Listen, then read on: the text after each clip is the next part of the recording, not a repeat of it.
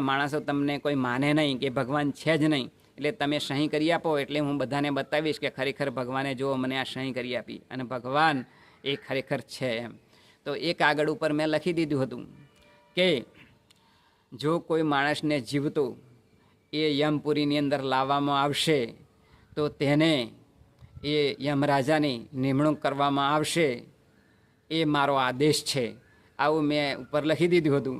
એટલે યમરાજાએ વાંચ્યું એટલે પછી તરત ગાદી ઉપરથી ઊભા થઈ ગયા અને વિષ્ણુ ભગવાનનો આદેશ માની અને મને યમદેવ એ બનાવી દીધું, યમરાજા બનાવી દીધું છે. માટે હું આ ગાદી પર બેઠો છું, આ બધું કાર્ય કરું છું. આમ કૂતરાને આ પેલા શેઠે વાત કરી. એટલે આ બધે જ ક્રિયા એ સ્વર્ગની અંદર રહી અને નારદજી જોતા હતા. કારણ કે ભગવાન વિષ્ણુને કહ્યું હતું કે માણસ કેવો કપટી હોય છે તે બતાવો. એટલે